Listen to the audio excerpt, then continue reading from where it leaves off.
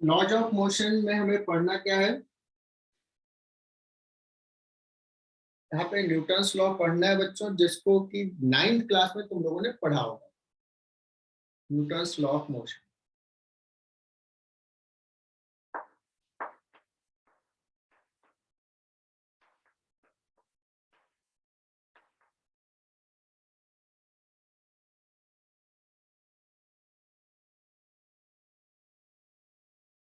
Physics में जो interest जगता है बच्चों, फिजिक्स से बच्चों को प्यार हो जाता है,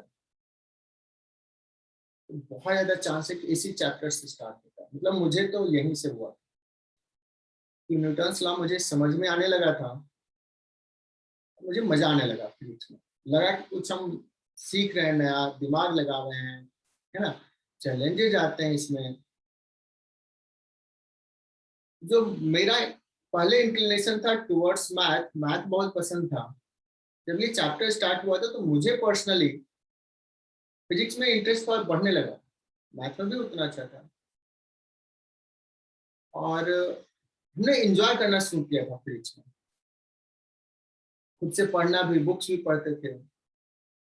आई होप बच्चों की मैक्सिमम बच्चे को भी यहाँ से फिजिक्स में इंटरेस्ट जग जाएगा। काइनेमेटिक्स थोड़ा परेशान करता है, बिकॉज काइनेमेटिक्स क्या है, शुरुआत ऐसे होता है कि काइनेमेटिक्स में तो आता है मुझे, कि बच्चे पढ़े रहते हैं S is to UT plus half A T square, ये सारे फॉर्म। बच्चों नेटवर्क सही है? आवाज जा रही है? Yes sir. अभिजीत गायकवाड़ के लिए तालियां होनी चाहिए भाई, आगे हमारे स्पेशल गेस्ट। अभिजीत जी, कितने बजे नींद खुली?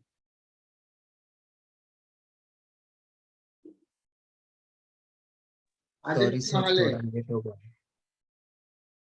क्यों इतना लेट होता है? चलो, अब से ना जो 10 मिनट लेट ज्वाइन करते हैं उनके लिए ना थोड़ा सा क्लैप कर देना यार, तुम लोग फूल माले लेकर रहना। जब हम लोग जब ये करते हैं ना, जब ऑफलाइन चलता है ना, तो माला ना रखवा देते हैं कि जो आए ना 10-15 मिनट लेट, तो थोड़ा सा चाहते हैं, स्पेशल गेस्ट होते हैं ना। चलो बच्चों, सो काइनेमेटिक्स में हमने पढ़ा था कि ब्लॉक का, बॉडी का, पार्टिकल का एक्सीलरेशन इतना है तो किसी टाइम पे वेलोसिटी क्या होगा, पार्टिकल किसी टाइम पे कहां पे होगा। बट हमने ये नहीं देखा कि बॉडी का एक्सीलरेशन क्यों है ना। इस चैप्टर में हम लोग देखेंगे कि बॉडी का एक्सीलरेशन क्यों है, किस डायरेक्शन में होगा, है ना। और तुम लोगों को पता है इतना, व्हाई बॉडी एक्सीलरेट?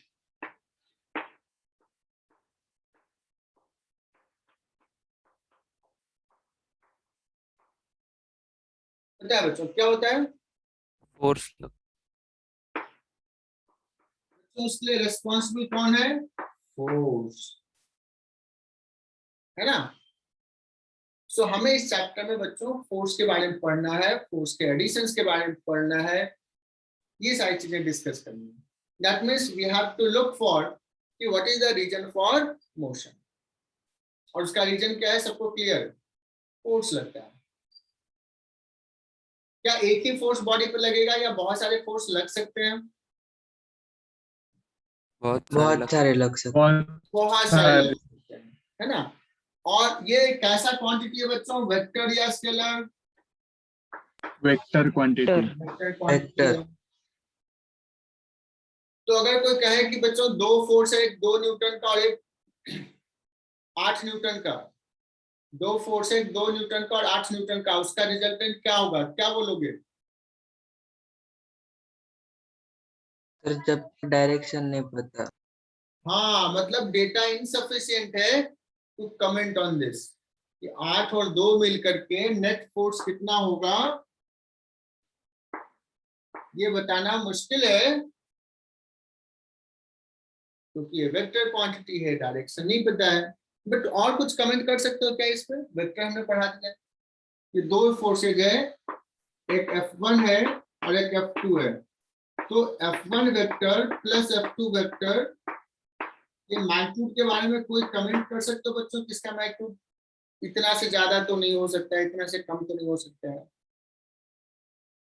सर 10 से ज्यादा नहीं हो 10 से ज्यादा और 6 10 से से कम ज्यादा नहीं नहीं हो हो। और 6 से कम नहीं हो 6 क्या बात है, तो मतलब तुम लोगों को वेक्टर याद है, कौन पढ़ाया, मैंने पढ़ाया था क्या? Yes sir yes Yes, sir. Yes sir चलो कुछ तो याद रखो। तो बच्चों हमें ना इस चैप्टर में ना फोर्सेज का एडिशन देखना है, ठीक है, बहुत सारे फोर्सेज लगेंगे। और वेक्टर मैंने कहा था बच्चों छोटा सा टॉपिक है बट इम्पोर्टेंट है, और उसमें सबसे इम्पोर्टेंट क्या बताया था, किसी को याद है? Resolution of vector, do you remember? Yes yes sir. तो इस चैप्टर में बच्चों हमें वो चाहिए, नहीं तो डांट पड़ेगी। तो अभी भी बच्चे नहीं ज्वाइन किए, मैं सोच रहा हूँ सारे बच्चे ज्वाइन कर दें, वी विल स्टार्ट। तो एक बार मैं बता ही देता हूँ बच्चों, हम क्या तुमसे चाहते हैं। हम ये चाहते हैं, what I expect from you, कि अगर सपोज एक वेक्टर है ये एफ और ये एंगल है थीटा, बच्चों इस एफ का दो कंपोनेंट, अगर ये नहीं आएगा तो फिर ये चैप्टर सब बहुत बेकार लगेगा, कुछ नहीं समझ में आएगा। दिस इज एफ, ये परपेंडिकुलर ड्रॉ किया, it has two component, F sine theta या cos theta, cos theta cos theta. Cos theta, क्या बात है, याद है, एफ कॉस थीटा इधर, और ये वाला फोर्स मतलब इधर sin theta. f sin theta F sine theta. समझ में आया? yes तो मैं बता रहा हूँ, तब ध्यान से सुन लो, बाद में ना बहुत डांट पड़ेगी, क्योंकि प्यार वाला काम टाइम हो गया, अब तुम लोग 3-4 महीने पुराने हो गए हो। एफ वेक्टर है, देखो ये एरो इधर है, एरो एफ कॉस थीटा और एफ साइन थीटा, इसको बोलते हैं रिजोल्यूशन।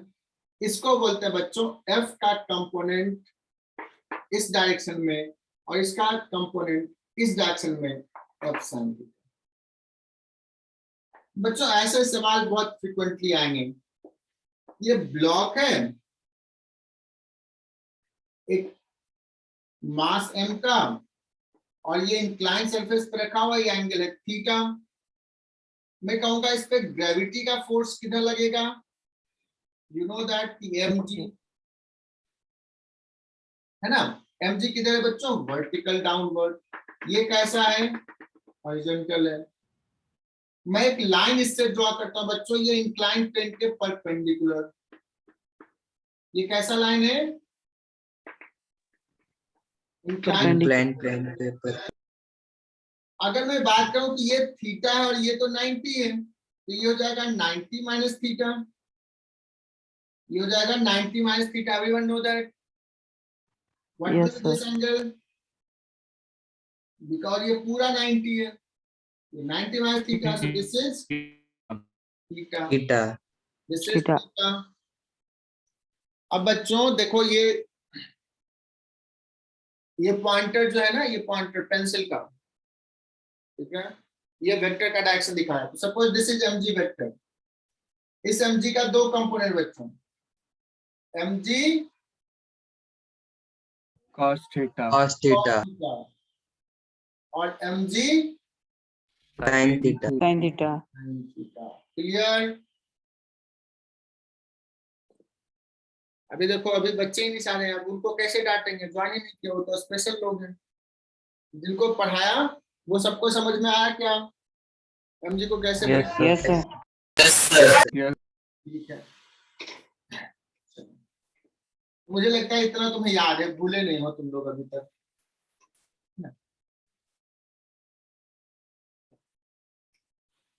तो बच्चों तुम लोगों ने कहा कि सर जो बॉडी एक्सलेट करता है उसके लिए रीजन जो है वो है फोर्स। ओके सर, फोर्स कितने टाइप के हैं, है ना? तो कुछ चीजें मैं बताता हूँ जो बहुत जरूरी नहीं है, बट चलो नॉलेज के लिए मैं बताता हूँ। पूछा जाए कि फोर्स कितने टाइप के फोर्स तुम जानते हो, जस्ट 4-5 फोर्स नाम बताओ, तो एक आध बच्चों से मैं पूछता हूँ। Aditya Joshi, can you name some force, different type of force? sir Like muscular force gravitational force magnetic gravitational force और सारे बच्चे एक एक नाम centrifugal सोचो। Centrifugal, centripetal. Beyond force. Electrostatic force. यार इतना डरा मत दो यार, सेंटीपीटर सेंटीफ्यूगल में तो डर गए यार, बच्चे सब ब्रिलियंट है। चलो और कोई force? Beyond force. Static force. Weak nucleus from nucleus. और न्यूक्लियर फोर्स, क्या बात है, स्वयं सोनार न्यूक्लियर बता। और कोई force? Arpita Nikam? Gravitational force. Gravitational, हाँ चलो ग्रेविटेशनल मैंने भी बोल दिया था और बच्चों ने बोला। Normal force. Magnetic force Electrostatic. बताया। Anything else? Weak force. Weak force, क्या बात है Om Nikam? Spring force. Tension. Viscous force. Viscous force, क्या बात है, विस्कस फोर्स। Tension. टेंशन का फोर्स, क्या बात है, Spring force. Contact and non-contact force. Contact and non contact, Aryan से वाले बताया। फ्रिक्शन को अभी तक नहीं बोला है, फ्रिक्शन बोला बोला। ठीक है बच्चों, तुम लोगों ने कॉमन लाइफ में बहुत सारे फोर्सेस देखे हो, और जब तुम लोग एक दूसरे से फाइट करते हो, जो पंच मारते हो, वो भी एक फोर्स है ना? है ना बच्चों? Yes, sir. Yes. वो भी एक फोर्स। इसे लड़ाई के में पंच उंच दिया तुम लोगों ने? क्या? आपस में लड़ते हैं स्कूल में, अब तो स्कूल ही 1.5 साल से बंद है, कहाँ जाते हो? 7th 8th क्लास में स्कूल जाते हैं, जल्दी झगड़ा कर लेते हैं, इतने दूसरे को पंच मारा। चलो बच्चों, तो बच्चों बहुत सारे फोर्सेस तुमने बताया, मैं कुछ नाम ले लेता हूँ। किसी ने कहा सर मैग्नेटिक फोर्स, किसी ने कहा इलेक्ट्रिक फोर्स, किसी ने कहा टेंशन का फोर्स, किसी ने कहा स्प्रिंग फोर्स, किसी ने कहा कांटेक्ट फोर्स, किसी ने कहा विस्कस फोर्स, किसी ने कहा फ्रिक्शन फोर्स, है ना? एक दूसरे को जो पंच मारते हो वो वाला फोर्स, डंडे से किसी की पिटाई कर दिया वो फोर्स, बहुत सारे फोर्स है। एक ग्रेविटेशन का फोर्स, और कुछ फोर्सेस तो एकदम से बड़े बड़े फोर्स भी तुम लोगों ने बता दिया, न्यूक्लियर फोर्स। ठीक है, अच्छा हम लोग क्या करते हैं, अगर हम सारे फोर्सेस को ना बेसिक नेचर्स पे देखें कि किस पे डिपेंड करता है, तो वो बेसिकली 4 कैटेगरीज में डिवाइड करते हैं, 4 कैटेगरीज। मैं बता रहा हूं फिर से, ये बहुत इंपॉर्टेंट नहीं है, बस बता रहा हूं बच्चों। फोर्सेज का 4 basic categories, basic type forces. बच्चों पहला फोर्स जो है that is called gravitation. Gravitational force हम लोग डिटेल में पढ़ेंगे, बट बहुत डिटेल में नहीं पढ़ेंगे, बिकॉज हमें हमारे साइंटिस्ट को भी नहीं पता बहुत डिटेल में। ये फोर्स 2 मास अगर है ना, तो एक दूसरे पे एक अट्रैक्टिव फोर्स लगाता है बिकॉज ऑफ मास। इस दोनों के बीच में भी ग्रेविटेशनल फोर्स है, बट ये इतना छोटा है, इतना छोटा है कि हम रियलाइज भी नहीं कर पाते। ये दोनों एक दूसरे पे अट्रैक्टिव फोर्स लगा रहे हैं। लेकिन अगर earth, whole earth is applying force on this particle, इसको अगर छोटे, दैट्स व्हाई वो नीचे एक्सलेट करता है। कौन पुल कर रहा है इसको? और अर्थ पुल कर रहा है। और अर्थ जो लगाता है फोर्स, कितना लगाता है बच्चों? अगर किसी बॉडी का मास m है और g ग्रेविटेशनल एक्सेस हम लोग कहते हैं, तो mg का जो फोर्स लगता है, जो हमने दिखाया। तो ग्रेविटी का फोर्स काउंट तभी करेंगे जब बच्चों, जब one of the interacting body, एक बॉडी कम से कम बहुत बड़ा, तभी हम काउंट करेंगे। अदरवाइज अगर कहें कि एक मास यहाँ पे, एक मास यहाँ है, कितना, इसके फोर्स को काउंट भी नहीं करेंगे। चलो, ग्रेविटेशनल फोर्स का नेचर अलग ही है बच्चों, बहुत कम ये है, बहुत ज्यादा नॉलेज हमारे पास नहीं है, बट बहुत ज्यादा की जरूरत भी नहीं, तुम्हें पढ़ना बहुत कम ही है। सिंपल सा फॉर्मूला आता है, वो हम लोग चैप्टर पढ़ेंगे। उसके बाद आता है बच्चों दूसरा, तुमने जितने भी फोर्सेस बताए जो कॉमन लाइफ में एक्सपीरियंस करते हैं, मैं फिर से बता रहा हूँ, कॉमन लाइफ में एक्सपीरियंस करने वाले जितने भी फोर्सेज हैं, टेंशन का force, spring force, friction force, normal force, viscous force, है ना, केमिकल रिएक्शंस में जो फोर्स लगते हैं, वो भी केमिस्ट्री में बहुत सारे रिएक्शंस होते हैं, तो उसमें भी जो फोर्सेज लगते हैं, all are basically electric field and magnetic field का इंट्रैक्शन है, तो उसको नाम बोलते हैं बच्चों इलेक्ट्रोमैग्नेटिक फोर्स।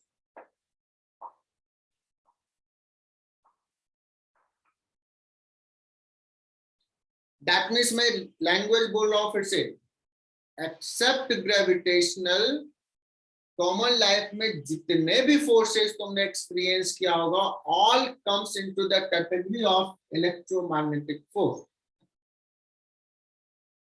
तीसरा फोर्स, और सर जब सब फोर्स हो ही गया तो अब क्या बचा बच्चों? बड़े कॉमन फोर्स। लाइफ में एक्सपीरियंस नहीं करते हैं, एटम के बीच का फोर्स भी इलेक्ट्रोमैग्नेटिक है। दो एटम जब केमिकल रिएक्शन है, जो बॉन्डिंग बनाए हुए है केमिस्ट्री में, वो भी इसी में। लेकिन एटम के अंदर, एटम के अंदर, न्यूक्लियस के अंदर प्रोटॉन प्रोटॉन जो पास में है, उसके लिए जो रेस्पॉन्सिबल फोर्स है, उसको बोलते हैं बच्चों न्यूक्लियर फोर्स। एटम के अंदर नहीं, एटम के अंदर न्यूक्लियस के इनसाइड में जाओ, विद इन न्यूक्लियस जो फोर्स लगता है बच्चों, उसको क्या बोलते हैं? Nuclear force. न्यूक्लियर न्यूक्लियर इसको बोलते हैं बच्चों स्ट्रॉन्ग फोर्स, स्ट्रॉन्ग, बिकॉज उसका मैग्नीट्यूड बहुत ज्यादा होता है, स्ट्रॉन्ग फोर्स। और एक चौथा फोर्स है बच्चों, तो सर अब तो न्यूक्लियस के भी अंदर चले गए, तो अब कहाँ जाना है? Fourth category call week forces, जो प्रोटॉन के अंदर, न्यूट्रॉन के अंदर, प्रोटॉन से न्यूट्रॉन बन जाता है। कभी तुम लोग कभी रेडियो एक्टिविटी जानते होंगे, वहां पे कुछ कन्वर्जन्स होते हैं, उसके लिए विद इन प्रोटॉन कुछ फोर्सेज है, that is called week forces. हमें सबसे ज्यादा नॉलेज जो है बच्चों, वो इलेक्ट्रोमैग्नेटिक फोर्स का, ऑलमोस्ट ऑल नॉलेज भी है हमारे साइंटिस्ट के पास। ग्रेविटेशन के बारे में कम है, स्ट्रॉन्ग फोर्स के बारे में बहुत कम है, और वीक फोर्सेस के बारे में बहुत बहुत ही कम है ना, we don't know much. Okay बच्चों? Yes sir. तो अगर कहेगा तो एक सवाल रहेगा, जिससे अच्छी वर्मा में पहला सवाल एक है कि फ्रिक्शन फोर्स किस टाइप का फोर्स है, क्या बोलोगे इन चार कैटेगरी में? इलेक्ट्रोमैग्नेटिक। इलेक्ट्रोमैग्नेटिक फोर्स है। टेंशन का फोर्स कौन सा फोर्स है? इलेक्ट्रोमैग्नेटिक। इलेक्ट्रोमैग्नेटिक।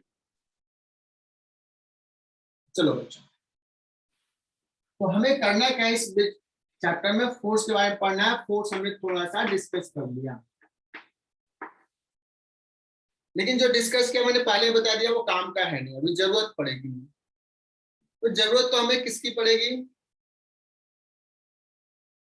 जो कॉमन लाइफ में देखते हैं, टेंशन का फोर्स, नॉर्मल का फोर्स, इलेक्ट्रोमैग्नेट। है ना। तो बच्चों हमने इस चैप्टर में पहले क्या करते हैं, थोड़ा सा फोर्सेस के बारे में पढ़ लेते हैं, and then we will come to Newton's law. Okay, किस टाइप के फोर्सेस हैं, चलेगा ये? Yes yes sir. सर। बच्चों फोर्सेस में सबसे पहले मैं एक ले लेता हूं, ग्रेविटी बताने की जरूरत नहीं, पता है तुम्हें, या बताएं देता हूं ग्रेविटी का फोर्स।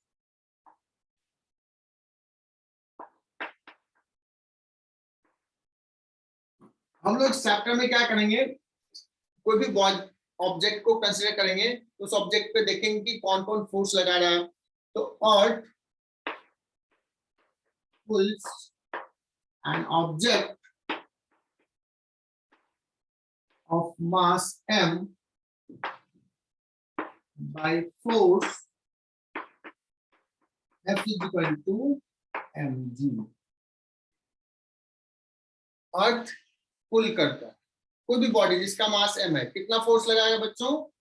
m इंटू जी, और g क्या है? ग्रेविटेशनल एक्सेलरेशन, है ना। किधर लगाता है? Vertically downward. चलो एक फोर्स समझ में आ गया।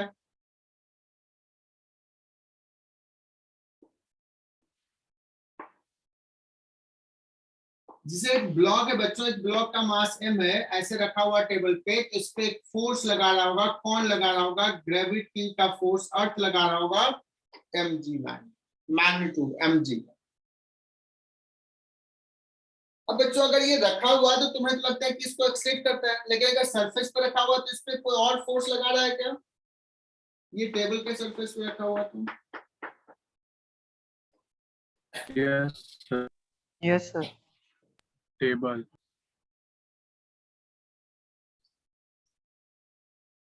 तो टेबल भी लगा रहा है फोर्स। ये mg अर्थ कर रहा है, नीचे आ जाओ, टेबल कहेगा नहीं यार नहीं जाने देंगे, मैं टूट जाऊंगा। तो टेबल भी एक फोर्स लगा रहा है बच्चों। ये किधर लगाएगा फोर्स? बताओ ये टेबल कैसे लगाएगा फोर्स? Upward. upward, Upward लगाएगा, vertically up. लगाएगा, टेबल लगाएगा। अपने सरफेस के नॉर्मल लगाता है बच्चों, तो इसलिए इसको बोलते हैं नॉर्मल फोर्स। बच्चों नेक्स्ट जो हमें पढ़ना है वो पढ़ना है नॉर्मल फोर्स। क्लियर? तो नॉर्मल फोर्स हाँ। कब लगेगा? जब दो बॉडी कांटेक्ट में। ये नॉर्मल फोर्स कब लगेगा? When two bodies are in contact। अगर कांटेक्ट में नहीं होगा तो लगेगा क्या? कांटेक्ट होना जरूरी है। अब बच्चों नाम ही है नॉर्मल। नॉर्मल का बच्चों मतलब हुआ परपेंडिकुलर। किसके perpendicular? It will act perpendicular to surface in contact. बच्चों एकदम छोटी छोटी बातें बता रहे हैं। And why students are so many students are missing? क्या ये इतना क्लास का स्ट्रेंथ होता है क्या? चलो बच्चों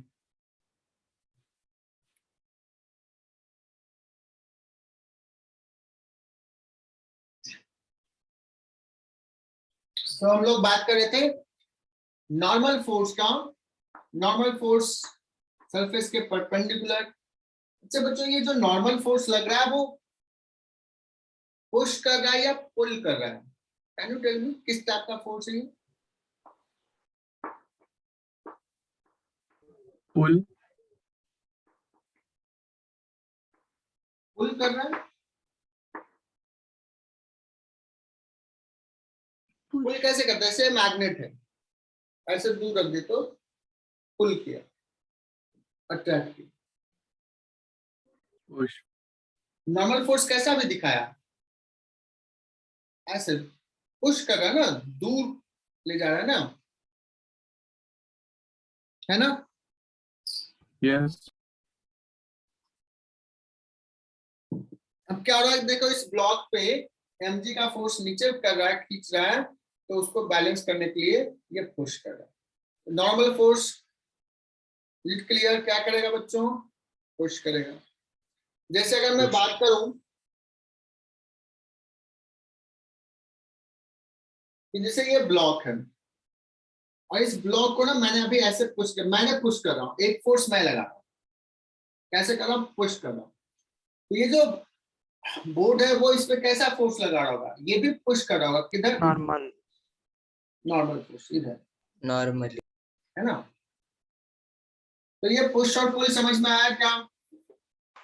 yes sir, तो ये क्या करेगा? पुश करेगा नॉर्मल फोर्स। नॉर्मल फोर्स पुल नहीं करता है।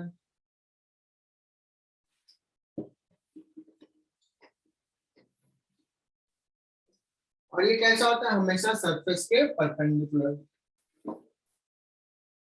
जैसे मैं बात करूं बच्चों, ये सरफेस और इस पे एक ब्लॉक रखा हुआ है। बताओ नॉर्मल फोर्स कैसा होगा इस पे, इस ब्लॉक पे? ये सरफेस कैसा लगाएगा force? Perpendicular. This is the normal. कुछ बच्चे क्या करते हैं, मैं पूछता हूं बताओ नॉर्मल फोर्स कैसा लगेगा? तो बच्चे ऐसे दिखाते हैं, ऐसे। ये सही है क्या? No sir. No sir. ये गलत है, क्योंकि इस सरफेस का नॉर्मल, ये तो वर्टिकल है, नॉर्मल तो इधर होगा। क्लियर? ये सही है।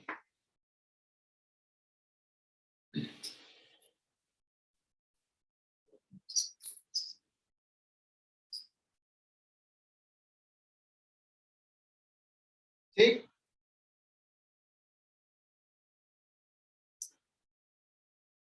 आगे बढ़ते हैं। और भी एग्जांपल्स लूंगा, अभी छोटा छोटा सा एग्जांपल। देन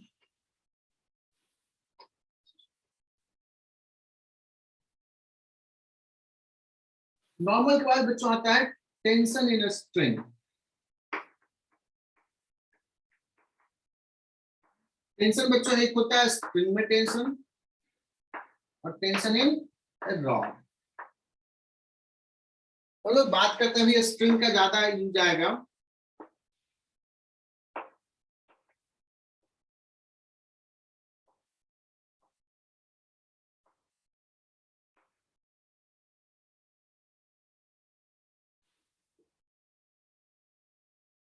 बच्चों एक नेल्स लगा दिया दीवार में, और उसमें से क्या क्या एक स्ट्रिंग बांध दिया है, जैसे कपड़े सुखाने के लिए तुम लोग ऐसे बांधते हो, और यहाँ से कोई पुल कर रहा है इसको, तुम स्ट्रिंग को ऐसे पुल कर रहे हो, you are pulling the string. String tight है, स्ट्रिंग में टेंशन डेवलप हो गया। अब उस टेंशन को हम लोग थोड़ा सा समझते हैं कि टेंशन कैसा फोर्स लगाता है। बताओ, ये टेंशन जो ये नेल्स जिसे बांध दिया है कील से, उस कील को क्या करना चाह रहा है? निकालना चाह रहा होगा, या उसको और पुश कर रहा होगा? Pulling. पुल कर रहा है। निकालना है। तो यहाँ पे अगर मैं पूछूं कि ये स्ट्रिंग जो है इस नेल्स पे किधर फोर्स लगा रहा है, तो तुम कहोगे सर ये इधर फोर्स लगा है, इट इज पुलिंग। मैं पूछूंगा कि तुम्हारे हाथ पे ये किधर फोर्स लगा रहा है, तुम स्ट्रिंग को पुल कर रहे हो इधर, तुम्हें कैसा पुल स्ट्रिंग फोर्स लगा रहा होगा? मैं राइट? तुम्हारे हाथ पे स्ट्रिंग कैसा फोर्स लगा रहा होगा?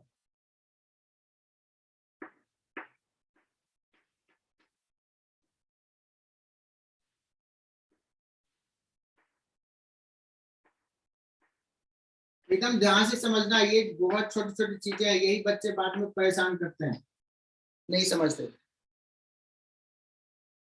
बताओ, ये स्ट्रिंग है ऐसा, और स्ट्रिंग ये टाइट है।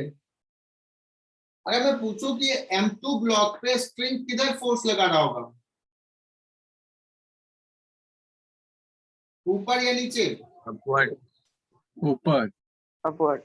अपने तरफ पुल कर रहा होगा, अपने तरफ खींच रहा होगा, है ना? स्ट्रिंग टाइट है, खींच रहा होगा। यहाँ पे किधर फोर्स लगा होगा स्ट्रिंग? डाउन। Upward. नहीं, यहाँ भी अपवर्ड ही फोर्स लगा है, यहाँ भी इसको पुल कर रहा है। ये M1 चाह रहा है नीचे जाने के लिए, टेंशन कहेगा यार मत जाओ। किधर फोर्स लगा रहा है? टेंशन टाइट है, स्ट्रिंग टाइट है, ऊपर पुल कर रहा है, अपने तरफ पुल कर रहा है। यहाँ पे अगर मैं बात करूं, ये पुली को, स्ट्रिंग बच्चों टाइट है, पुली को किधर पुल कर रहा होगा? नीचे. डाउनवर्ड। यहाँ पे भी बच्चों स्ट्रिंग का जो टेंशन है, वो टेंशन कैसा फोर्स होता है? पुल या पुश? दोनों. स्ट्रिंग का टेंशन कैसा फोर्स है, पुल या पुश? पुल।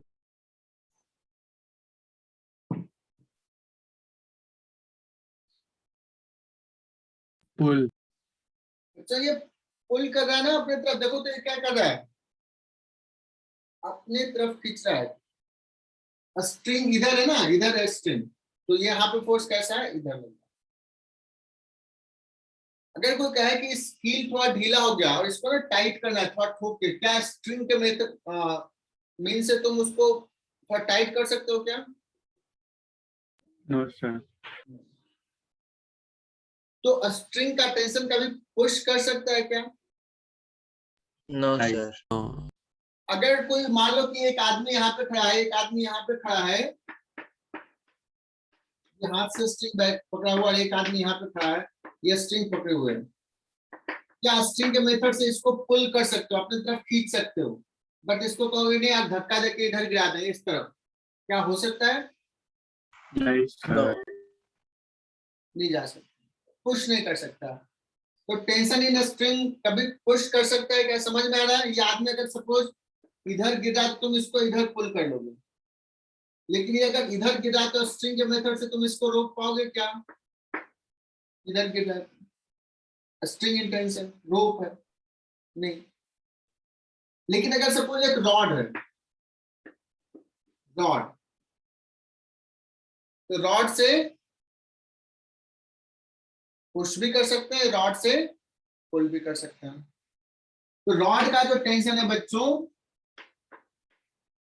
Pulling as well as pushing दोनों नेचर का हो सकता है। Is it clear? Yes, sir. तो टेंशन का एग्जांपल हमने दिखाया। टेंशन जो होगा वो किधर लगे बच्चों? रॉड स्ट्रिंग के लेंथ के लॉन्ग या स्ट्रिंग के लेंथ के परपेंडिकुलर, किधर लगेगा टेंशन? परपेंडिकुलर। Perpend. स्ट्रिंग के लेंथ के लॉन्ग टेंशन लगेगा या स्ट्रिंग के लेंथ के परपेंडिकुलर? Along. अलोंग लगेगा यार, अभी तो दिखाया। क्या तुम लोग बच्चे हो यार, तुम लोग तो ब्रिलियंट करते थे, तुम लोग तो ब्रिलियंट थे, ऐसे कैसे हो गया? ये किधर स्ट्रिंग किधर लगा रहा है फोर्स? अपने स्ट्रिंग के लॉन्ग, इधर थोड़ी लगा रहा है, इधर लगा रहा है क्या? अलोंग। सारे बच्चे convince? Yes, sir. Yes. Yes, sir. यार बड़ा मजेदार टॉपिक है यार, तुम लोग ऐसे ही बातचीत करते रहो।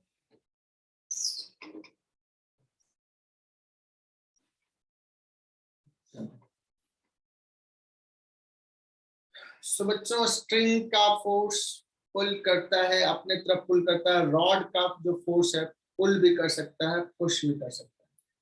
उसके बाद आते हैं बच्चों एक फोर्स जो बड़ा फ्रिक्वेंटली यूज में आएगा,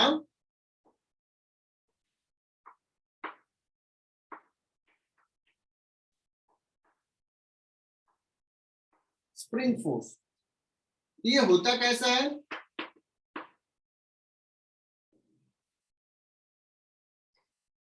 है ना, ब्लॉक लगा दिया बच्चों, इसका एक नेचुरल लेंथ होता है।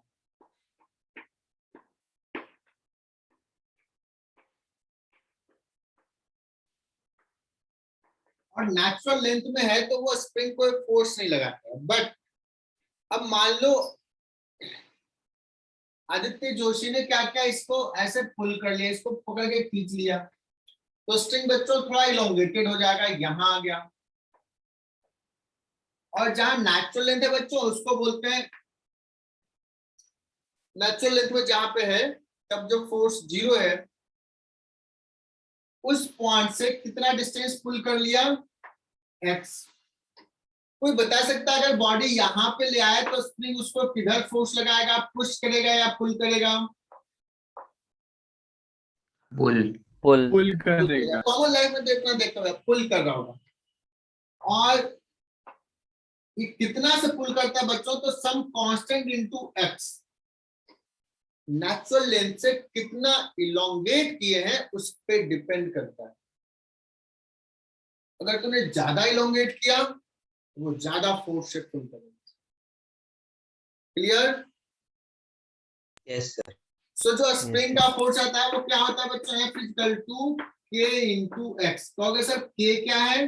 K is called spring constant. अलग अलग स्प्रिंग का ये वैल्यू दिया रहता है, डिफरेंट स्प्रिंग का मटेरियल कैसा है, लेंथ कैसा है, शेप साइज क्या है, उस पर बहुत सारे फैक्टर पर डिपेंड करता है। बट अगर कोई दिया हुआ तो ये लिखा रहेगा K सम कांस्टेंट। और x क्या है? elongated। elongation from natural length। Okay, लेकिन एक चीज देखना बच्चों, इसको अगर हमने पुल किया इधर डिस्प्लेसमेंट इसको एक्स किया इधर तो फोर्स लगा रहा है इधर, डिस्प्लेसमेंट के अपोजिट डायरेक्शन में। तो अगर मैं इसको वेक्टर टर्म में लिखूं तो लिखा था माइनस फेस। ये माइनस सिर्फ क्या बताता है, डायरेक्शन। डिस्प्लेसमेंट के अपोजिट डायरेक्शन लगाएगा। अगर तूने इधर पुल कर दिया है तो वो इलोंगेट कर दिया तो वो चाहेगा कि नहीं यार मैं वापस नेचुरल लेंथ में। अगर किसी ने इसको क्या किया, यहां से यहां पुश कर दिया, इसको कंप्रेस कर दिया, तो ये कैसा फोर्स लगाएगा, इधर फोर्स लगाएगा। Is it clear? Yes spring को कंप्रेस कर दिए तो दूर फोर्स लगा, पुश करेगा। मतलब स्प्रिंग का टेंडेंसी होगा कि वो नेचुरल लेंथ में, नेचुरल लेंथ में। इसलिए इसको बोलते हैं बच्चों कि वो रेस्टोरिंग नेचर का फोर्स है, रेस्टोर करना चाहता है अपना साइज से, अपना ओरिजिनल लेंथ। तो क्या बोलेंगे इसको, माइनस साइन क्या बता रहा है बच्चों कि किस टाइप का फोर्स है, रेस्टोरिंग टाइप।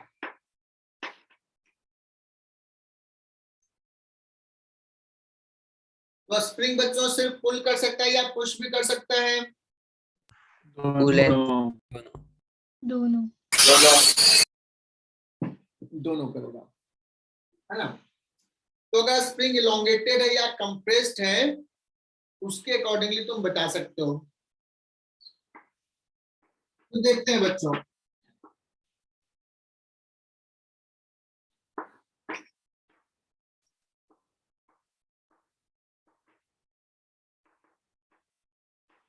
मैं अगर कहूं कि बच्चों ये जो ब्लॉक है ना वो इक्विलिब्रियम में है, एक स्प्रिंग से हैंग करा दिया और धीरे धीरे लाके छोड़ दिया, अभी रेस्ट में है।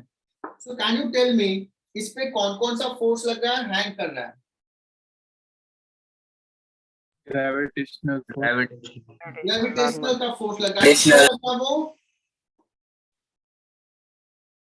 नीचे लगा। जी और अभी कैन यू गेस कि ये स्प्रिंग कैसा है, इलोंगेटेड है या कंप्रेस्ड है, इक्विलिब्रियम में, रेस्ट में, elongated, elongated इलोंगेटेड है। मतलब इसका नेचुरल लेंथ कहीं यहां होता और ये सपोज यहां से x नॉट डिस्टेंस नीचे है, इलोंगेटेड है, ये स्प्रिंग का टेंडेंसी क्या होगा, किधर जाने का, ऊपर जाने का। तो कितना फोर्स लगा रहा होगा, माइनस के। अब मैं बताता हूं, जब हम दिखाएंगे ना फोर्स, एकदम सारे बच्चे ध्यान से सुनना और कोई एग्जिट नहीं करेगा क्लास जब तक मैं ना कहूं। 9 बजेगा और बच्चे निकलना शुरू कर देते हैं। देखो फॉर्मूला में ये लिखा रहता है, ये माइनस साइन बताता है कि रेस्टोरिंग है, बट हमें जरूरत क्या पड़ती है ना, जब दिखाऊंगा डायग्राम ड्रॉ करवाऊंगा तो हमें मैग्नीट्यूड चाहिए और डायरेक्शन चाहिए। तो देखो हमने डायरेक्शन दिखा दिया है, ये जो माइनस साइन है वो जस्ट किसके लिए बच्चों, डायरेक्शन बताने के लिए। और जब हम डायरेक्शन दिखा दिए तो हम माइनस नहीं लिखना है, नहीं तो कंफ्यूजन हो जाता है। ठीक, अभी Yes, आगे sir. भी बताऊंगा। तो इतना डायग्राम नोट डाउन करो बच्चों।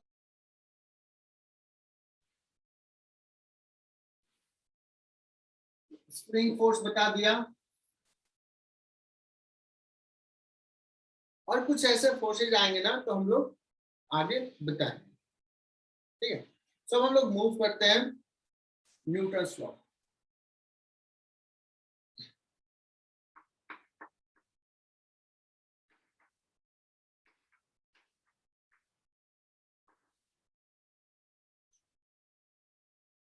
काइनेमेटिक्स जब पढ़ोगे बच्चों तो एक चीज पढ़ा होगा, बॉडी रेस्ट में है या मोशन में है, ये इस पे भी डिपेंड करता है कि हम उसके मोशंस को किस फ्रेम से ऑब्जर्व कर रहे हैं।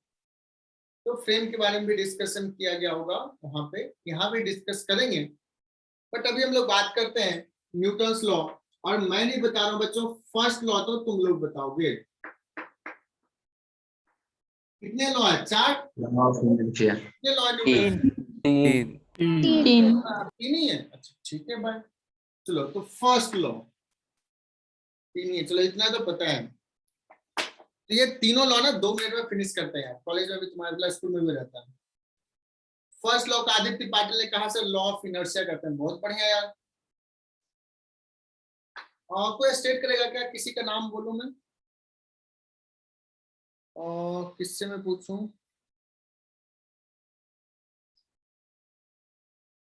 अथर्व भगरे एब्सेंट हो गया, अथर्व बोलो, Atharva. Newton's body first. body at motion remains in motion and body at rest remains in rest until external force is applied. Until external force is applied। बहुत बढ़िया। साक्षी, साक्षी बोल सकते हो?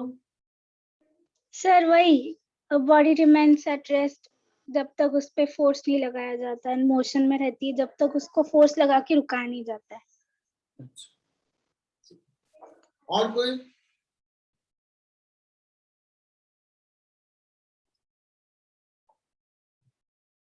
और कोई?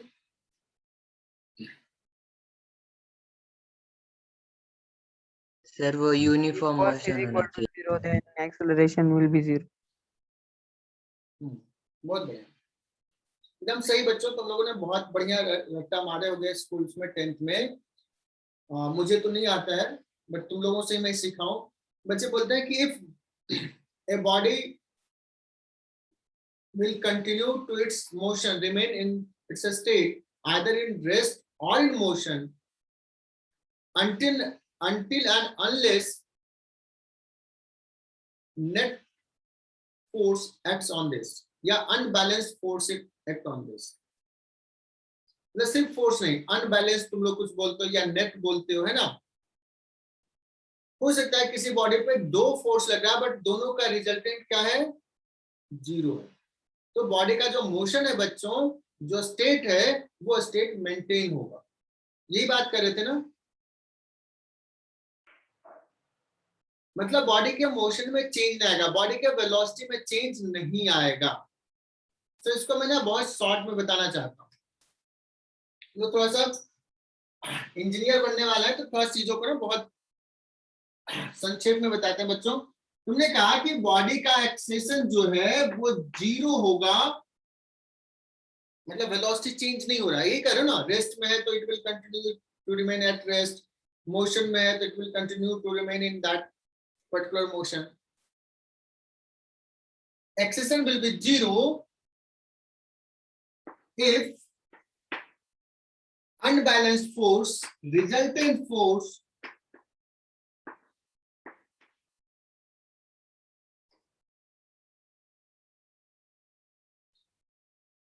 vice versa is true। अगर रिजल्टेंट फोर्स 0 है तो एक्सेलेरेशन 0 होगा, या एक्सेलेरेशन 0 है बच्चों तो रिजल्टेंट फोर्स 0 होगा। यही न्यूटन साहब ने कहा। That means if Fr will be 0, then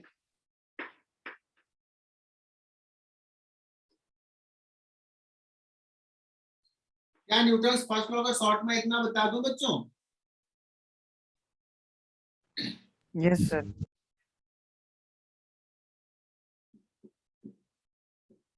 और किसी ने कहा कि सर इसको बोलते हैं लॉ ऑफ इनर्शिया। अच्छा, इनर्शिया का मतलब होता है ना resist to change, resist to change.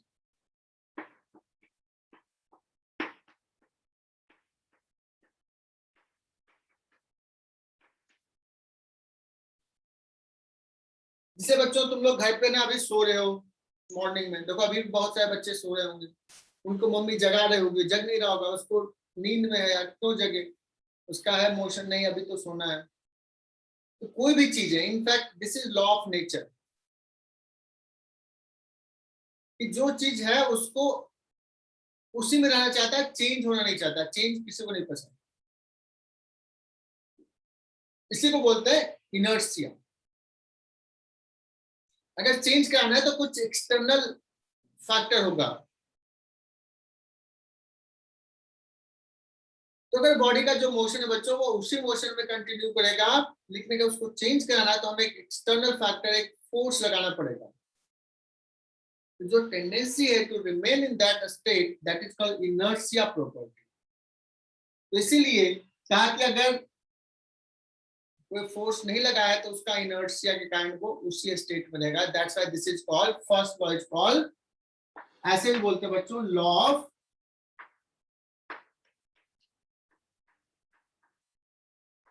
Inertia. क्या ये क्लियर? इनर्शिया का मतलब, Yes, इनर्शिया sir. का मतलब क्लियर? चेंज नहीं पसंद है, रेसिस्ट टू चेंज। अगर चेंज कराना है तो फोर्स लगाना पड़ेगा, अगर फोर्स नहीं लग रहा है, फोर्स नहीं लग रहा है तो चेंज नहीं होगा। लेकिन अब आते हैं बच्चों, अब ये 10th तक की कहानी हो गई। अब कहोगे सर 11th में भी यही पढ़ोगे क्या, कुछ तो एक्स्ट्रा पढ़े? तो मैं बात करता हूं, ये जो एक्सेलरेशन है, किसी भी बॉडी का एक्सेलरेशन, ये फ्रेम डिपेंडेंट क्वांटिटी है क्या बच्चों? Yes, sir. Yes, sir. Yes, sir. यार कोई भी बॉडी का एक्सेलरेशन है, कितना एक्सेलरेशन है, वो इस चीज पे भी डिपेंड कर रहा है कि उसको हम किसके फ्रेम में देख रहे हैं। जैसे अगर मैं बात करूं कि ये अभी डस्टर है और मैं देख रहा हूं कि ये है अभी रेस्ट में, इसका वेलोसिटी चेंज नहीं हो रहा, कांस्टेंट। सोचो एक लिफ्ट इधर है और लिफ्ट जो है वो एक्सलेट कर रहा है, ऊपर जा रहा है लिफ्ट, और उसमें जो आदमी देखेगा तो वो क्या देखेगा? इसको Motion Motion. में. से ये Motion. मोशन में होगा। एक ट्रेन सपोज ऐसे क्रॉस करे, train is going in this way, और ट्रेन से बैठ के तुम बाहर के देखते हो, बाहर की चीजों को, तो सडनली यू विल ऑब्जर्व, बड़ा मजा आता होगा बचपन में जब तुम 7-8 साल के 6 साल के हो गए, तो बाहर की चीजों देखने में बड़ा मजा आता है खिड़की से, कि सब लगता है पेड़ पौधे सब पीछे जा रहे है ना? Yes. कभी कभी लगता है यार वो सब पीछे जा रहा है, पेड़ पौधे, शायद उस समय लगता भी होगा। लेकिन अभी तुम्हें पता है कि पेड़ पौधे पीछे नहीं जा रहे थे, क्या हो रहा था? तुम आगे जा हम रहे आगे जा रहे हैं।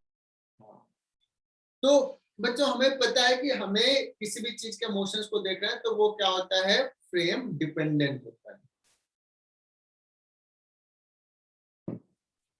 है ना? अब तुम्हें पता ही है कहानी, पहले लोग मानते थे कि सन मूव कर रहा है अर्थ के अराउंड, क्योंकि अर्थ से बैठ के हम सन को देखते थे। बाद में किसी ने कहा कि नहीं नहीं नहीं नहीं, सन अर्थ के अराउंड नहीं मूव कर रहा है। कौन मूव कर रहा है? अर्थ सन क्या रहा? सन के around, सन क्या रहा? है ना? उनको थोड़ा सा चीजें दिखा, थोड़ा ब्रॉड एस्पेक्ट में देखे, और उनको फांसी हो गई थी शायद, ऐसा है क्या बोलने पे? No, sir. Yes, sir. राजा ने नहीं माना था ना यार, ये कैसे उल्टा बोल रहा है। चलो, तो बच्चों तुम लोगों को पता है कि एक्सेलरेशन इज फ्रेम डिपेंडेंट, मतलब किसी बॉडी का अगर एक फ्रेम में एक्सेलरेशन 0 है तो दूसरे फ्रेम में उसका एक्सेलरेशन कुछ हो सकता है। क्लियर? तीसरे फ्रेम में कुछ अलग एक्सेलरेशन हो सकता है। And what about force?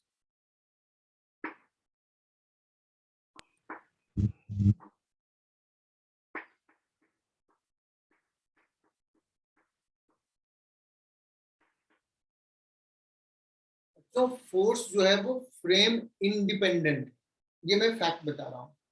कहने का मतलब कि हम किसी बॉडी पे जो कोई फोर्स लग रहा है तो हम इस फ्रेम से बात करें या दूसरे फ्रेम से बात करें या तीसरे फ्रेम से बात करें, उस फोर्स का मैग्नीट्यूड वही होगा, डायरेक्शन भी वही होगा। लाइक अगर एक ब्लॉक पे अर्थ पुल कर रहा है बच्चों, ये mg फोर्स है, तो मैं इस फ्रेम से भी बोलूं तो अर्थ mg फोर्स से इतना mg का वैल्यू सपोज लेट्स की 10 न्यूटन है, तो यहाँ वाला भी आदमी कहेगा कि अर्थ उसको 10 न्यूटन से नीचे पुल कर रहा है। लिफ्ट वाला भी आदमी बोलेगा कि ग्रेविटी जो है वो 10 न्यूटन से ही फोर्स लगा रहा है। किसी ट्रेन से जो मूव कर रहा है वो भी बोलेगा कि अर्थ 10 न्यूटन का फोर्स लगा रहा है, इधर लगा रहा है। मैंने अर्थ कितना फोर्स लगा रहा है उस बॉडी पे, वो किस फ्रेम से देख रहे हैं इस पे डिपेंड नहीं करता है। क्या ये बात समझ में आई? Yes, sir. Yes, sir. Sir. ठीक है,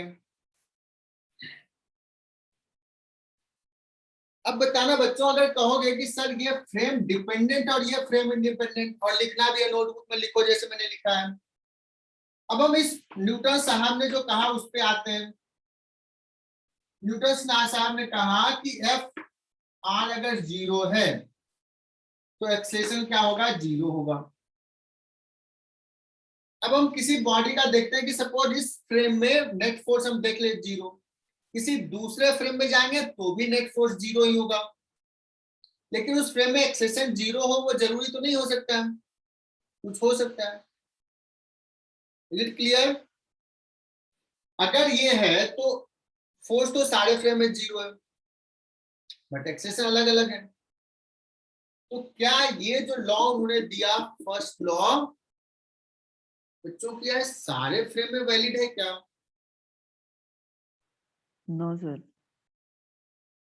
तो कुछ ये frame कहानी में। अभी तक जो हम लोग पढ़ रहे थे इससे पहले वो था 10th तक की कहानी। अब हम आगे 11th में, थोड़ा हमें एक्स्ट्रा पढ़ना है बच्चों। सो अभी सवाल मन में आएगा कि ये जो है वो फ्रेम, ये सारे फ्रेम में वैलिड नहीं है ये law. In certain frame of references he valid है ये, ठीक है ना? तो न्यूटन साहब ने कहा कि देयर एग्जिस्ट अ फ्रेम जिसमें कि ये चीज, ये लॉ वैलिड है।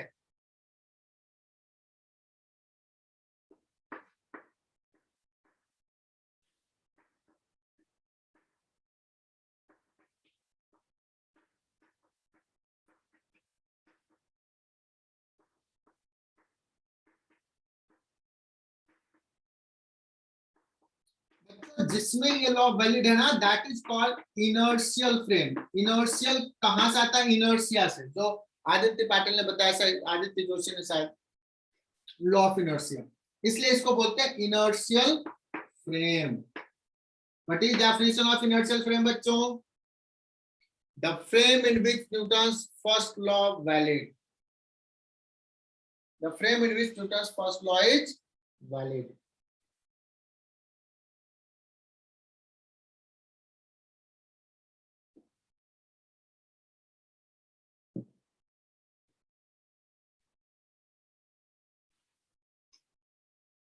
और जिस फ्रेम में ये लॉ वैलिड नहीं है उसको क्या बोलेंगे? Frame independent. If not valid in certain frame, then the frame is called non-inertial. Non-inertial. Okay बच्चों, मैं मिटा रहा हूं ये पहला लॉ पढ़ लिया, मिटा दो ना, ये लिख लिया ना? Yes, sir. Yes, sir. लिखना है बच्चों, नोटबुक अच्छे से लिखना है। और यहाँ से ना थोड़ा एकदम मजेदार, मतलब टॉपिक बहुत मजेदार टॉपिक, आगे बहुत मजा आने वाला है, एकदम ध्यान से पढ़ना है। इसके बाद एकदम सोचो कि फिजिक्स में तो एकदम तहलका मचा देना, मतलब सारे में लग मचाना है, ध्यान से, है ना? मजा आ जाएगा। सो बच्चों, इनर्शियल नॉन इनर्शियल का डिस्कशन में थोड़ा सा बोरिंग हो जाता है, मैं बाद में भी और थोड़ा सा बता दूंगा। बट कोई पूछेगा सर इनर्शियल फ्रेम है कौन सा? इनर्शियल फ्रेम कौन सा फ्रेम? क्या अर्थ का फ्रेम इनर्शियल है क्या? तो मैं एक्सपेरिमेंट करके देखता हूं कि क्या अर्थ का फ्रेम इनर्शियल है क्या, है ना? कैसे डिसाइड करेंगे कि ये फ्रेम इनर्शियल है? संभाल लेता हूं मैं और समझाता हूं। बच्चे कभी कभी कंफ्यूज हो जाते हैं, तो कंफ्यूज मत होना, मैं क्लियर करूंगा, जितना मैं बोल रहा हूं सुनना।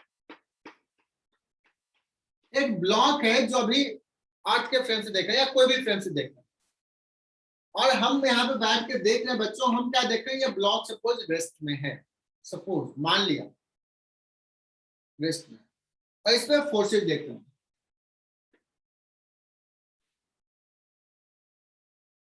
ग्रेविटी का फोर्स लग रहा है और ये नॉर्मल लगा रहा है फोर्स। कितने फोर्सेज हैं बच्चों? 2 फोर्सेज हैं, दोनों अपोजिट डायरेक्शन में है। इफ एन जो है बच्चों वो mg के बराबर हो गया, दैट मींस नेट फोर्स कितना हो जाएगा? 0. 0. अगर if n is equal to mg, this implies net force क्या है? 0 हो गया। और मैं देख रहा हूं कि रेस्ट में एक्सेलरेशन भी क्या देख रहा हूं? 0. तो ये क्या कहेगा? ये देखेगा कि यार एक्सेलरेशन 0 है, मैं देख रहा हूं, और इसने बाय एनी हाउ ये n कैलकुलेट कर लिया, mg कैलकुलेट कर लिया और देखा कि दोनों इक्वल है और नेट फोर्स भी 0 है। क्या कंक्लूड करेगा ये? कहेगा यार न्यूटन का जो फर्स्ट लॉ वो तो यहाँ पे वैलिड है ना? Yes, sir. मतलब ये कहेगा कि जिस फ्रेम में हम बात कर रहे हैं, जिस फ्रेम में हम डिस्कस कर रहे हैं, वो फ्रेम कैसा है? Inertia. inertial, अब इसको ना बच्चे गलत तरीके से लेते हैं, तो बच्चों की गलती नहीं, मेरे समझाने का गलती, या इट टेक्स टाइम। बच्चों इसका कभी मतलब नहीं होता कि अगर हम किसी फ्रेम से बैठे हुए हैं और बॉडी एक्सेलरेट कर रहा है, कोई बॉडी एक्सेलरेट कर रहा है, इसका मतलब नहीं कि हमारा फ्रेम नॉन इनर्शियल होगा। हमने कहा कि बॉडी हमारे रेस्पेक्ट में जिस फ्रेम में बैठे हो, कुछ बॉडी एक्सेलरेट कर रहा होगा, कुछ बॉडी रेस्ट में होगा। हमने रेस्ट वाले को लेकर के कंसीडर करना शुरू किया कि अगर रेस्ट में है तो उस पर नेट फोर्स अगर 0 है तो वो इनर्शियल है, 0 नहीं है तो वो Non-inertial. क्लियर।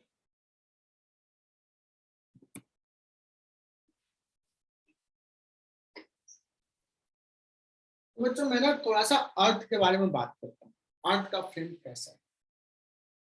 और अर्थ कैसा बच्चों? स्क्वायर शेप का है या सॉरी ट्यूब शेप का या सर्कुलर शेप का है?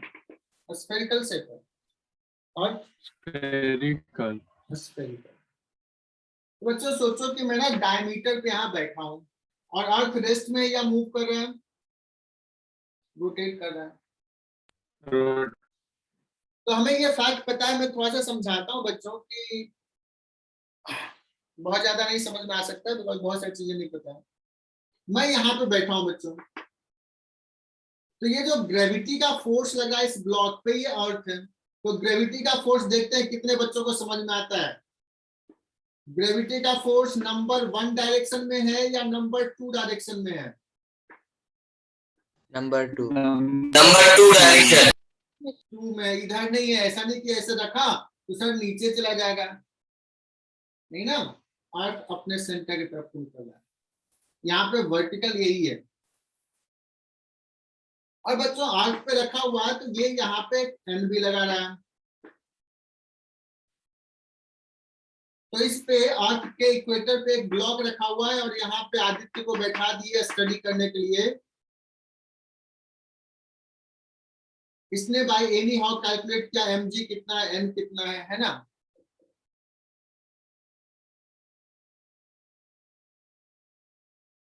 और ये देखा कि ब्लॉक रेस्ट में है, ये देखा कि ब्लॉक का एक्सेलरेशन 0 है, और ये देख रहा है, ये क्या देख रहा है? बैठा हुआ आंख पे बैठा हुआ क्या देख रहा है बच्चों? ब्लॉक क्या है? रेस्ट में है। अगर if n equal to mg आ जाता, मैं इफ कह रहा हूं, तो कहता है एक्सेलरेशन जो 0 है, नेट फोर्स भी 0 है, इसलिए ये फ्रेम इनर्शियल होता। बट एक्चुअली इसने कैलकुलेट किया, देखा तो n जो है वो mg के बराबर नहीं है। n जो है ना स्लाइटली लेस देन mg है, ये कैलकुलेट किया।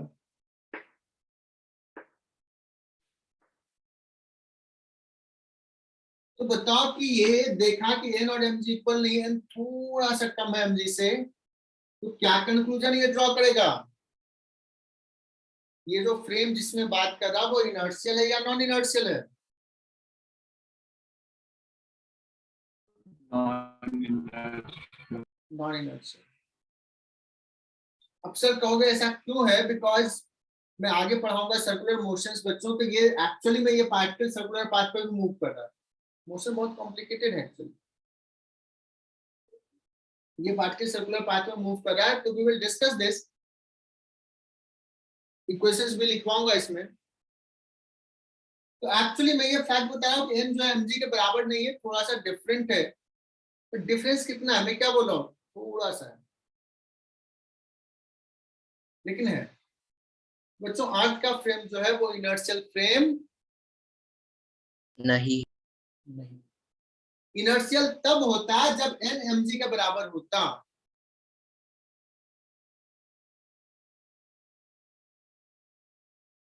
देखिए कोई कहेगा सर डिफरेंस छोटा सा है ना, छोटा सा ना डिफरेंस, तो नेग्लेक्ट कर लेते हैं। क्या करते हैं, नेग्लेक्ट करते हैं। मान लेते हैं कि n जो है ऑलमोस्ट इक्वल टू mg, मतलब मान लेते हैं कि नेट फोर्स क्या है, 0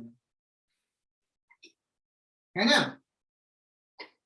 तो इसलिए अर्थ के फ्रेम को अगर हम बोले बच्चों, क्या मान लिया नेट फोर्स 0, मान लिया एकदम डिफरेंस बहुत छोटा है, नेग्लेक्ट कर लेते हैं उस डिफरेंस, तो अब इसको मान लेंगे इनर्शियल।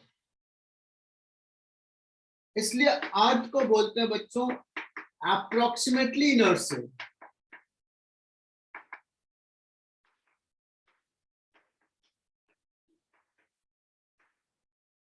एक्चुअली है नहीं इनर्शियल, पर ठीक है इनर्शियल मान भी लेंगे तो बहुत डिफरेंस नहीं है।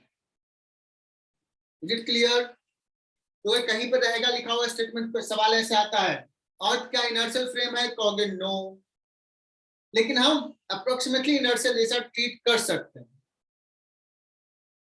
Is it clear? Yes sir. तो लिख लेना अर्थ frame is approximately inertial, not exactly inertial.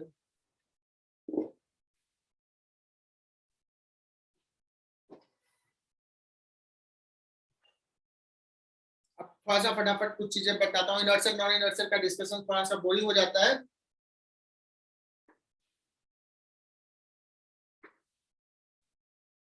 अब मान लेते हैं कि कोई एक फ्रेम है बच्चों S जो इनर्शियल है,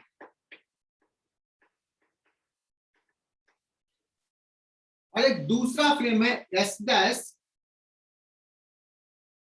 जो इनर्शियल के रेस्पेक्ट में कांस्टेंट वेलोसिटी जा रहा है।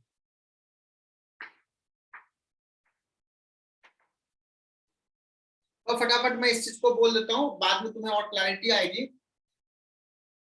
एक फ्रेम S डैश है, एक इनर्शियल के रेस्पेक्ट में क्या हो रहा है, कांस्टेंट वेलोसिटी जा रहा है। अगर मैं बात करूं कि एक ब्लॉक को हम स्टडी कर रहे हैं इसके फ्रेम में, और ये देख रहा है कि सपोज ये रेस्ट में, मैं मान लेता हूं सपोज रेस्ट में, और ये इनर्शियल है, तो इसके फ्रेम में ये नेट फोर्स क्या हो जाएगा, 0.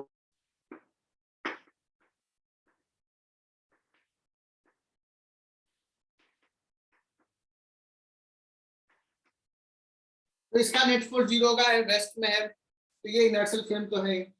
अब हम एस डैश के रेस्पेक्ट में जाते हैं बच्चों, एस डैश में क्या दिखेगा, ब्लॉक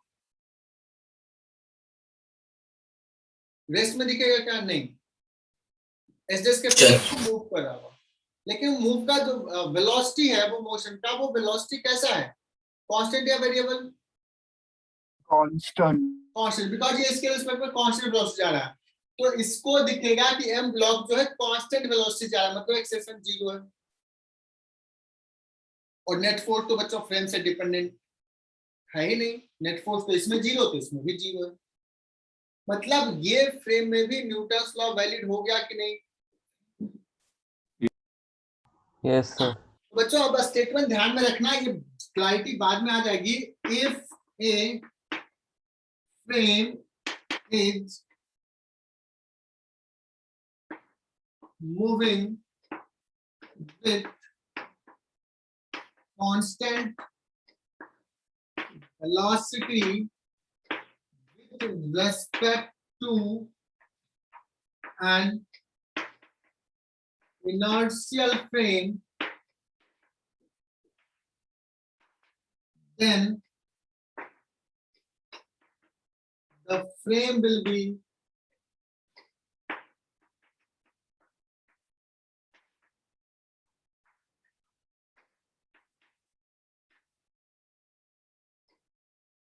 बच्चों मैं अगर बात करूं कि अर्थ का फ्रेम अगर इनर्शियल है, मैंने मान लिया अर्थ के रिस्पेक्ट में एक ट्रेन मूव कर रही है कांस्टेंट वेलोसिटी से, तो ट्रेन का भी फ्रेम कैसा होगा?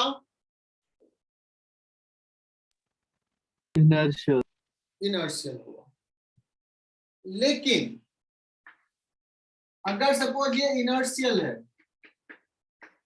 और एक फ्रेम जो है कुछ एक्सलेशन से मूव कर रहा है, क्या कर रहा है? एक एक्सेलेरेशन से मूव कर रहा है, मतलब इसके रिस्पेक्ट में इसका वेलोसिटी चेंज हो रहा है।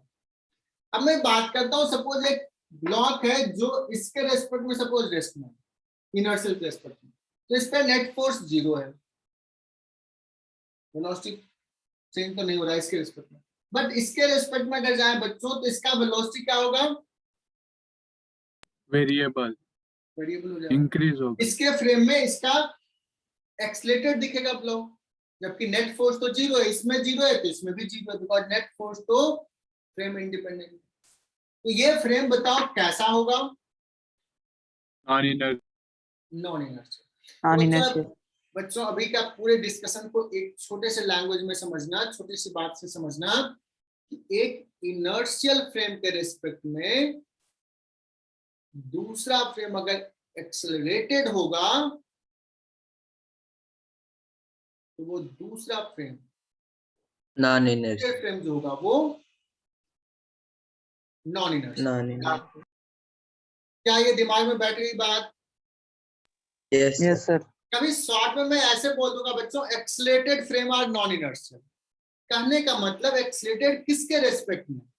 किसी इनर्शियल Inertial frame के inertial respect. के respect। तो आज तुम लोगों ने क्या सीखा बच्चों? सारे बच्चे क्या कॉन्फिडेंटली ये बोल सकते हैं कि एक इनर्शियल के रेस्पेक्ट में अगर कोई कांस्टेंट वेलोसिटी से मूव करेगा तो वो फ्रेम भी इनर्शियल होगा, है ना बच्चों? एक इनर्शियल के रेस्पेक्ट में कोई दूसरा फ्रेम एक्सेलरेशन से मूव करेगा तो वो फ्रेम नॉन Non-inertial. इनर्शियल। अब बात करते हैं बच्चों, देखते हैं कि तुम लोगों को समझ में आया कि नहीं। बच्चों एक नॉन इनर्शियल, एक फ्रेम नॉन इनर्शियल। सपोज ये फ्रेम नॉन इनर्शियल, और ये कांस्टेंट वेलोसिटी से जा रहा है नॉन इनर्शियल के रिस्पेक्ट में। कैन यू टेल मी कि ये फ्रेम कैसा होगा, inertial non inertial? Inertial. Non inertial. Inertial. Non inertial है ये, और इसके रेस्पेक्ट में ये non in constant velocity Non-inertial. है। बताओ कॉन्फिडेंट आंसर। एक नॉन Non-inertial. इनर्शियल के रेस्पेक्ट में कांस्टेंट वेलोसिटी से मूव कर रहा है ये फ्रेम, क्या होगा ये frame? Non non inertial. Inertial. Non inertial होगा, मस्ट बी नॉन इनर्शियल होगा। Is it clear? Yes sir. Yes sir. चलो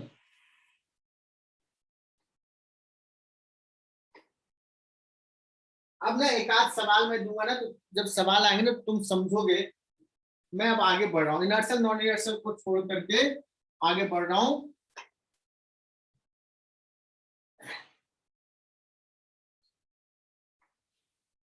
ये थोड़ा सा पार्ट बोरिंग था बच्चों। आ जाते हैं Newton second law. Newton second law,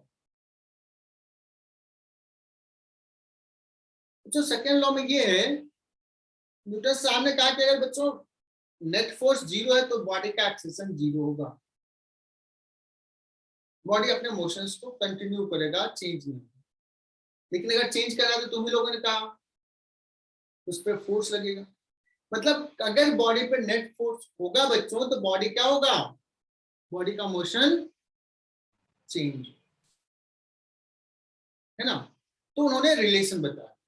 उन्होंने ये बताया कि अगर बॉडी पे नेट फोर्स है, नेट फोर्स 0 नहीं है, देन बॉडी विल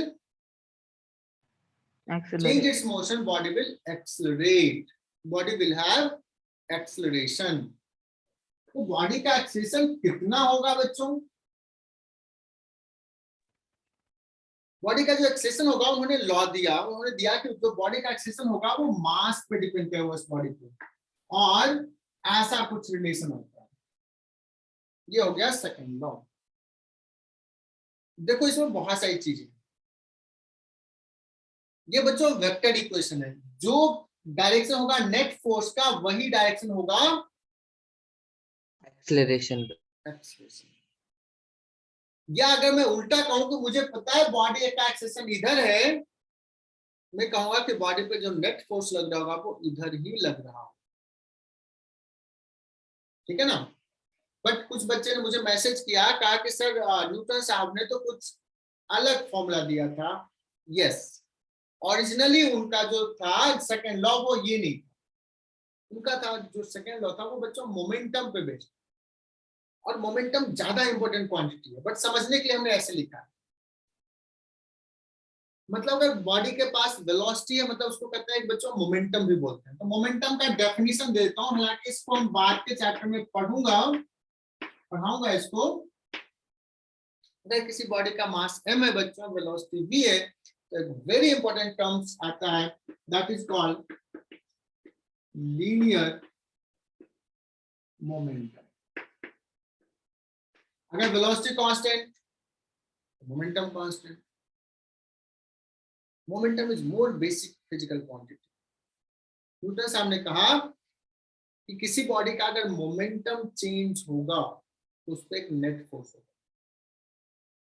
और जो नेट फोर्स होगा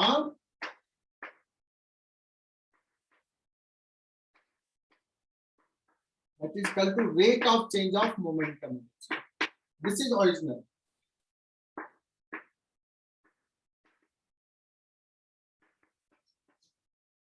न्यूटन साहब ने जो ओरिजिनली बताया था बच्चों ये फॉर्मूला बताया था, बट हमारा फोकस जो रहेगा इस पे रहेगा, बट कुछ सवाल बुकलेट्स में इस पे भी होंगे, तो इसलिए मैंने ये भी बता दिया।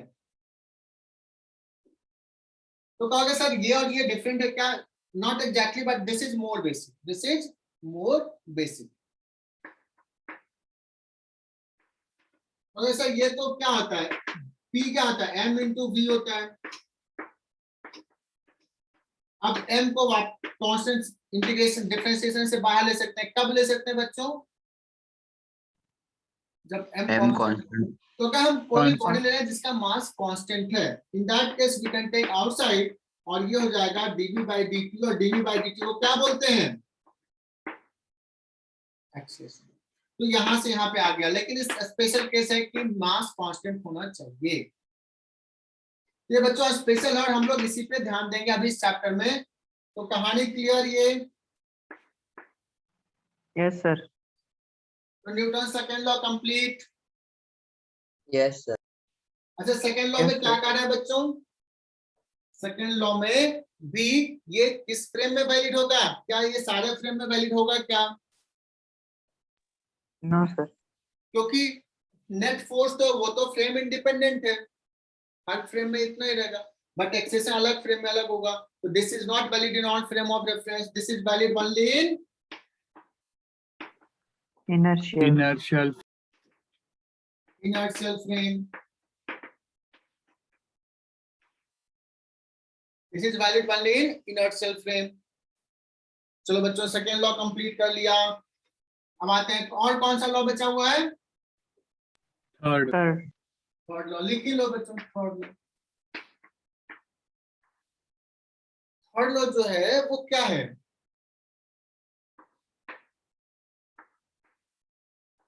Every body has an Reaction is equal and opposite reaction. reaction. Opposite and equal reaction force. कहा कि अगर दो बॉडी है, एक बॉडी ने दूसरे पे कुछ फोर्स लगाया तो दूसरा भी पहले पे उतना ही फोर्स लगाता है, लेकिन अपोजिट डायरेक्शन। यही होता है ना? अगर Yes, sir. ए ने Yes, बी sir. पे कुछ फोर्स लगाया, फोर्स ऑन बी बाई ए कुछ है, बी पे ए ने कुछ फोर्स लगाया, तो न्यूटन साहब ने कहा कि बी ने सपोज ए को पंच मारा या ए ने बी को पंच मारा, फोर्स ऑन बी बाई ए, उन्होंने कहा दूसरा भी लगाता है, उतना ही फोर्स लगाता है, force on A by B. Equal होगा, लेकिन डायरेक्शन में क्या होगा? Opposite. मतलब अगर Opposite. अगर दो बच्चे आपस में लड़ लिए, एक बच्चा जाता है घर पे कि यार इसने तो मुझे पंच मारा, है ना, शिकायत किया उसकी मम्मी से। बी ने शिकायत किया ए की मम्मी से कि बी ने तो मुझे, सॉरी ए ने मुझे पंच मारा। ए बोलेगा यार तूने मुझे छोड़ थोड़ी दिया, न्यूटन साहब ने कहा ना कि तूने भी मुझे उतना सही मारा है, तो बात बराबर। ठीक है, तो ऐसा किया, लॉजिक दिया। Yes, sir. बच्चों ये है, इसको बोलते हैं एक्शन रिएक्शन। एक ने जितना दूसरा फोर्स लगाया, दूसरा उतना ही फोर्स लगाएगा अपोजिट डायरेक्शन में। This is Newton's third law. बच्चों अब इसकी बात करते हैं, क्या ये भी फ्रेम इनर्शियल में वैलिड है क्या? क्या ये भी सिर्फ इनर्शियल फ्रेम में वैलिड है क्या? No. No, नहीं sir. यार, इसमें No, कोई sir. एक्सेशन है ही नहीं, तो हाँ तो सिर्फ फोर्स की बात है, और फोर्स तो फ्रेम इंडिपेंडेंट है। तो ये किस फ्रेम में वैलिड है? All five. All frame. तो इसमें फ्रेम की कोई जरूरत नहीं है। तो न्यूटन्स थर्ड लॉ बड़ा इजी है बच्चों, बहुत ही इजी है। तो क्लियर, तो first law, second law, third law complete ना? Yes. Yes, sir. First second third तो बताने में 1-1 मिनट लगेगा, ये तो इनर्शियल नॉन इनर्शियल में चला गया। हमारा न्यूटन्स लॉ खत्म। तो सर कुछ भी तो नहीं समझ में आया, कैसे खत्म हो जाएगा बच्चों? कहानी तो अभी शुरू होगी बच्चों। न्यूटन्स लॉ तो हमने स्टेट कर दिया, बता दिया, स्कूल वाले तो इतना बताते हैं। अभी शुरुआत तो अब होगा एप्लीकेशन ऑफ न्यूटन्स लॉ। तो बच्चों 3, 4, 5 लेक्चर्स चलेंगे अभी, इसमें बहुत मजा आने वाला है। आज का क्लास इंट्रोडक्शन क्लास था, next class you will enjoy, don't miss the lectures. अगर मिस करोगे बच्चों तो बहुत मुश्किल होगा फिजिक्स में। ओके बच्चों।